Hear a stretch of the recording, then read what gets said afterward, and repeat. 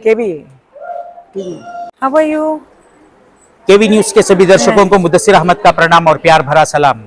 कर्नाटक मैसूरू के नरसिंहराजा क्षेत्र की व्याप्ति में आने वाले उदयगिरी के तिमैया पार्क के बिल्कुल रूबरू मानसिक और शारीरिक रूप के बच्चों के लिए एक आशियाना नाम की स्कूल चल रही है, जो पिछले 15 सालों से ये इसे बच्चों की सेवा करती आ रही है। इस सेवा करने वाली आज हमारे साथ यहाँ पे उपस्थित हैं। आज इनका यहाँ पे एक प्रोग्राम होने जा रहा है। आइए अब हम इनसे जानकारी लेंगे। मैडम, सबसे पहले तो हम आपको बधाई देते हैं कि पिछले 15 सालों से आप जो है इस आशियाने को चलाते आ रहे हैं और शारीरिक रूप के और मानसिक रूप के बीमार बच्चों के लिए आपने जो ये स्कूल बनाई है, तो इसका उद्देश्य क्या था मैडम बनाने के लिए? ये स्कूल जो है सिराज सर ने स्टार्ट की थी, तो बेहतर होगा आप उनसे ये सवाल पूछें और फिर दूसरे सवाल का जवाब मैं देती हूँ। सर, क्या बताना चाहते हैं सर? ये बच्चों को ऐसी हालत में थे कि इनको बाकी जगह जो स्कूलें चल रहे हैं काफ़ी महंगी है और इनको फीस अफोर्ड कर नहीं सकते। और सर्वे करने के बाद ये उदयगिरी एरिया में हमें मालूम पड़ा कि मैक्सिमम बच्चे ये बीमारी के शिकार हैं और माँ बाप अफोर्ड नहीं कर सकते, इसलिए उनको घर में रखें। तो सोचा कि इनकी कुछ खिदमत करेंगे, ये स्कूल शुरू कर दी।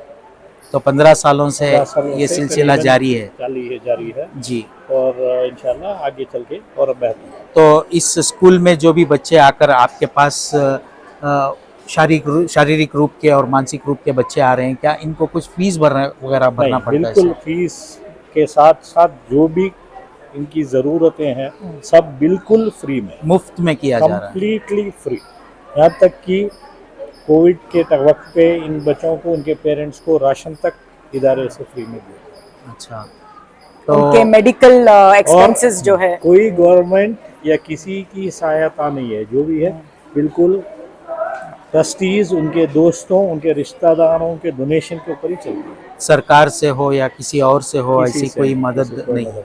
तो आप ट्रस्टीज मिलकर जो है इस मामले को चलाते आ रहे हैं? 7 ट्रस्टीज है अभी जी। 5-6 ट्रस्टीज ने शुरू किया जी। उसमें से एक गुजर गए, एक निकल गए, 2 गुजर गए और एक निकल गए, तो दूसरे 4 ट्रस्टीज लिए हुए हैं, अभी 7 ट्रस्टीज। तो क्या जिम्मेदारी की जो बागडोर है वो इन्हीं के हाथों में? अभी 2 साल से मासूमा के हाथ में, तब तक मैं संभाल रहा था। मैडम, आप जो है इस बागडोर को संभालती आ रही हैं। ऐसे शारीरिक और मानसिक रूप के बच्चों को जो है संभालना बड़ा मुश्किल का काम होता है, तो आप इस मौके पर क्या कहना चाहती हैं मैडम? मैं बहुत खुश हूँ एक्चुअली आज के हमारे बच्चे इतना मेहनत करके आज परफॉर्म करने वाले हैं, योगा करने वाले हैं, ड्रम्स बजाने वाले हैं, डांस करने वाले हैं। Please stay back and enjoy the programme. मैं ये कहना चाह रही हूँ कि मैसूर में और जहाँ भी इंडिया में, वर्ल्ड में, हमें इंक्लूसिव होना बहुत ज़रूरी है। इंक्लूड करना इन बच्चों को बहुत ज़रूरी है। हम इंक्लूड करेंगे तो उनको इक्वल अपॉर्चुनिटीज़ मिल सकती है। So that is my message of the school कि इंक्लूसिव होना बहुत ज़रूरी है। कितने बच्चे हैं मैडम? अभी 31 बच्चे हैं। तो क्या उम्र से क्या उम्र तक? सबसे छोटी बच्ची जो है 2 साल की है और सबसे बड़ा जो है 19 ईयर्स का है। किस तरीके की कोई ऐसी प्रॉब्लम सामने आई है इतने सालों में जो आपने स्कूल संभाला है? तो इतने छोटे बच्चे जो मानसिक और शारीरिक रूप के बीमार होते हैं, तो कोई मुश्किल नजर आई आपको? The biggest challenge I feel is coming from the family. बच्चे तो आते हैं, मेहनत करते हैं, उनको ठीक होना है या जो भी मेहनत करते हैं, हम जो सिखाते हैं सीखते हैं, पर जब घर जाते हैं मदर्स तो बहुत मेहनत करते हैं, वो तो आपको मालूम है, mothers are always working hard, but the biggest challenge is the other people in the house. उनका सपोर्ट करना बहुत ज़रूरी है इन बच्चों को बेहतर होने के लिए, उनकी ज़िंदगी बेहतर होने के लिए। So support from the house is important. हम अभी सोच रहे हैं कि फैमिली के लिए भी काउंसलिंग रखें, फादर्स के लिए, ग्रैंड पेरेंट्स के लिए स्कूल में काउंसलिंग रखें, तो वो भी इंक्लूसिव हुए, इन बच्चों को एक्सेप्ट करें और बहुत कुछ कर सकते हैं। हमारे स्कूल के I think about 30 children regular school गए जी हमारे स्कूल में रह के 5-6 साल जो भी है रेगुलर स्कूल गए और हमें बहुत खुशी होती है कि जब अभी वो तो रेगुलर आपकी स्कूल में ऐसे बच्चों के लिए क्या फिजियोथेरेपी का सब इंतजाम है? हम फिजियोथेरेपी है, स्पीच थेरेपी है, ऑक्यूपेशनल थेरेपी है, एकेडमिक्स चलता रहता है, सब कुछ है, सैंड प्ले जो भी ज़रूरी है उनके लिए, योगा है, डांस क्लासेस चलते हैं। मैंने जैसे ही यहाँ पे एंटर हुआ तो वहाँ पे देखा कि कुछ चीजें बनाई हुई हैं, बच्चों ने क्राफ्ट बनाया हुआ है। बना हुआ तो है, क्या इन्हीं बच्चों के हाथों से बनाया है? बच्चे और उनके पेरेंट्स, हम लोग जूट मैट्स बनाते हैं, जी गिफ्ट पेपर बैग्स बनाते जी। हैं और ये पेपर मैशे के डस्टबिन बनाते हैं। अभी ये 3 चीजें बना रहे हैं और कई बच्चे तो इतने एक्सपर्ट हो गए। हमारा फाइनल एम इज के स्कूल छोड़ने के बाद वो कुछ कर सके अपने आप, फाइनेंशियली इंडिपेंडेंट हो सेल्फ एम्प्लॉयड हो सके। तो सेल्फ डिपेंडेंट, सेल्फ रिलायंट। तो आने वाले दिनों में इस चीज को लेकर क्या प्लानिंग है? मैंने जैसे बोला, support of the family is important. So next academic year में मेरा मेन एम है कि इन पेरेंट्स के जो फैमिली मेंबर्स है दूसरे घर पे, उनके लिए काउंसलिंग रखना, so that counselling can be done and they accept the children as they are. जी तो बच्चों को लाना ले जाने का जो है वो पेरेंट्स की जिम्मे होता है? यस, कई पेरेंट्स अफोर्ड नहीं कर सकते, वो भी हम स्कूल से दे रहे हैं। अच्छा। उनके ट्रांसपोर्ट के लिए दे रहे हैं, मेडिकल एक्सपेंसेस कई बच्चों के वो दे रहे, कई बच्चों के सर्जरीज भी कराए हुए हैं स्कूल से, ट्रस्ट से।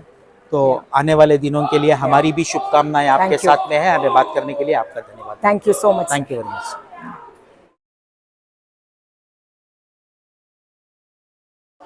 मैडम, आशियाना नाम की एक जो स्कूल पिछले 15 सालों से नरसिम राजा क्षेत्र उदयगिरी के अंदर जो है मानसिक और शारीरिक रूप के बच्चों, जो बीमार बच्चे हैं, उनकी सेवा करती आ रही है।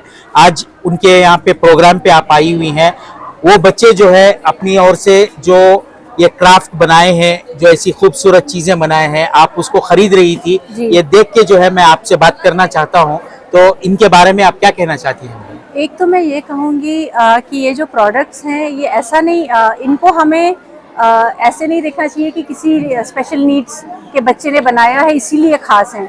ये खास इसलिए कि बहुत ही अच्छे क्वालिटी के हैं और इसमें जो मेहनत की गई है और जितनी सफाई से ये बनाया गया है, तो हम नहीं बना सकते हैं। तो बहुत ही इम्प्रेसिव है। तो ये आज इसलिए नहीं खरीद रहे हैं कि कोई चैरिटेबल ऑर्गेनाइजेशन है, पर इसलिए कि बहुत ही अच्छे हैं, खूबसूरत है और इनको हमारे घर में सजाने की इच्छा है हमको। जी। तो ऐसे जो बच्चे हैं जिनके माता पिता हैं, वो ऐसा समझते हैं कि ऐसे बच्चे हमें ऊपर वाले ने दे दिया है, तो ऐसे बच्चों के माँ बाप मायूस भी हो जाते हैं। तो उन माँ बाप को आप क्या मैसेज देना चाहती हैं? मैं उनसे यही कहना चाहती हूँ कि जो बच्चे हैं वो कम नहीं है, अलग हैं। They are different but they are not deficient in any way. सब में अलग अलग तरह की काबिलियत होती है और हमको उस काबिलियत को बढ़ावा देना है और अपने बच्चे को कभी भी किसी तरह से कमतर नहीं समझना है। कठिन है पर हम माता पिता कर सकते हैं और सोसाइटी को उनको सपोर्ट करना बहुत जरूरी है। ऐसे बच्चों की स्कूल चलाने वालों को आप क्या कहना चाहते हैं? सबसे पहले तो उनको बहुत बड़ा सलाम, क्योंकि ये जो काम है आपको उसमें दिल, विल और स्किल तीनों चाहिए जी। और जो आप ये कर रहे हैं और ये कोई और करते नहीं है, बहुत कम, हमारे यहाँ इतनी ज़रूरत है, इतने कम लोग करते हैं। तो जो कर रहे हैं, तो सबसे पहले तो बहुत बहुत धन्यवाद कि वो ये कर रहे हैं और उनको सोसाइटी को जितना सपोर्ट कर सकते हैं और लोगों को आगे आना चाहिए। इस फील्ड में ट्रेनिंग लें, बच्चों को सिखाएं, पेरेंट्स की हेल्प करें, स्कूल्स को सपोर्ट करें और इसके बारे में ज़्यादा से ज़्यादा जानकारी लोगों को हासिल हो कि ऐसे लोग, ऐसे बच्चे हैं, उनको हमारी मदद की ज़रूरत है। आपने आपका जो कीमती वक्त हमें बात करने के लिए दिया है, इसके लिए हम आपके आभारी हैं। केवी न्यूज़ को बात करने के लिए आपका धन्यवाद।